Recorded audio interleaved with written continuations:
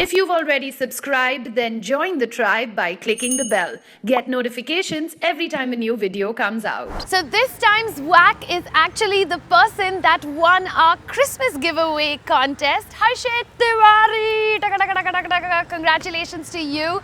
Thank you so much for your suggestion. But what I have done is that I've taken your suggestion, I've given it a bit of a whack twist, and today we're going to deal with the tricks that your brain plays on you. So the first trick that we're going to talk about today on the whack actually is called as the Mandela effect. If any of you guys in the tribe have a trick that you want to share with everyone, don't forget to leave it in the comment section below. Now this is really strange. My family has a very close association to Nelson Mandela, which is where the Mandela effect comes from. And my family's association to Nelson Mandela is a perfect example of the Mandela effect.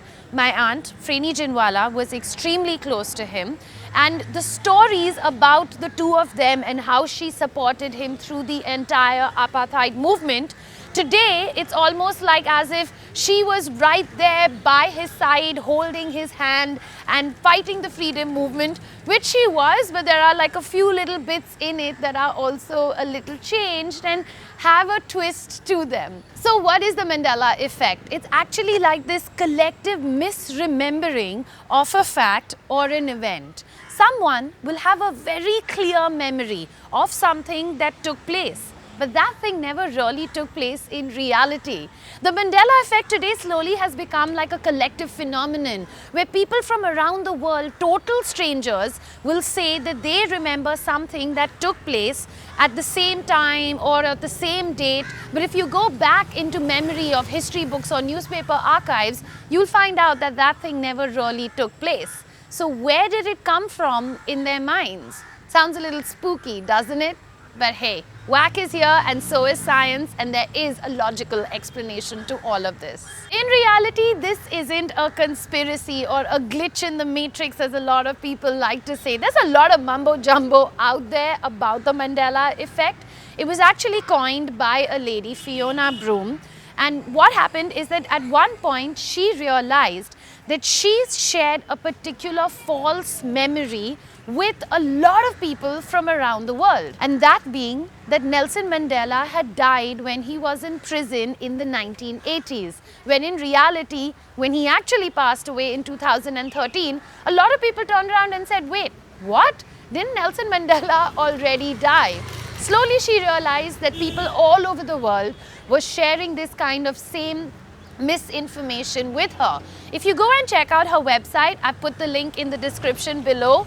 She's actually divided the Mandela effect into sports, arts, science, different categories, and it's a lot of fun to check it out. But right now I'm going to give you some examples which I'm sure each and every one of you will completely relate to. Mirror, mirror on the wall. We've all heard that one, right? Everybody's watched the popular cartoon. Actually, what did she turn around and say? Magic mirror on the wall, who is the fairest one of all? Magic mirror on the wall.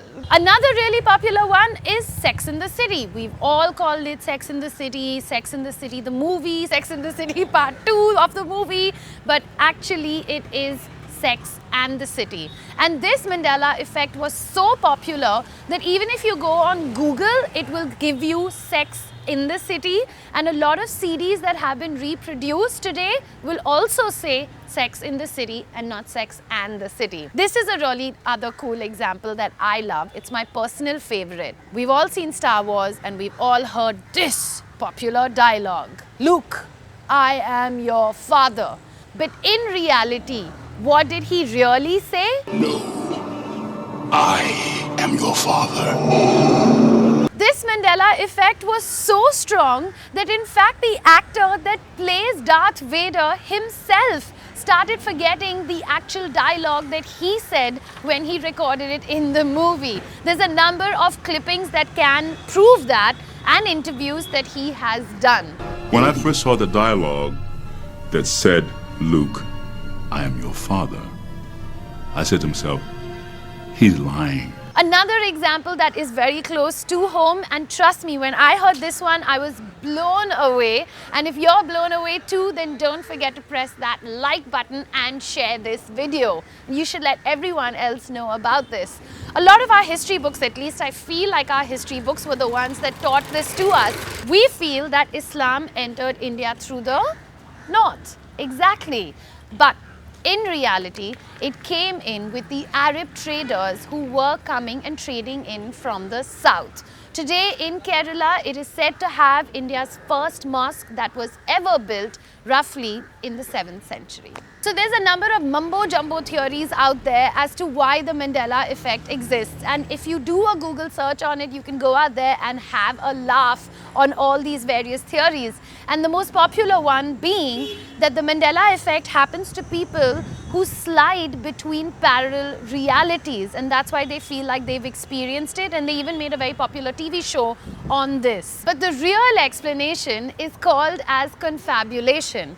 Now, technically, this is a clinical term that is given to someone who experiences memory loss because of brain damage, but it's also connected to a person who is trying to put facts or an event that happened in life together, and then slowly you're also using other events to fill in those memory gaps. So come on, this is something that each and every one of us has done at some point or the other, where you're trying to recount that moment and you and your friend are like, हाँ वैसे ही हुआ था ना, ऐसे ही हुआ था.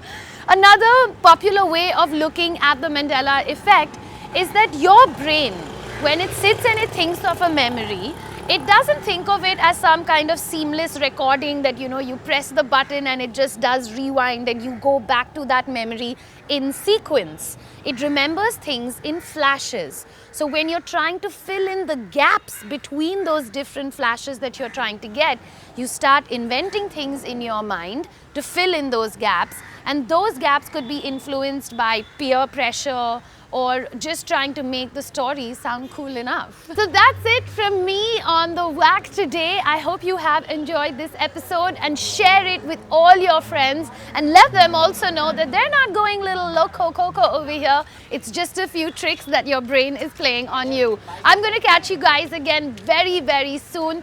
Don't forget to reach out to me on all my social media handles. Whack has its own Instagram page as well. It's called Frisia's Tribe. There's Facebook, there's Twitter, there's Insta. There's a lot going on over there. Come and join it. Don't forget to subscribe and help increase the tribe. Catch you again soon. Ciao.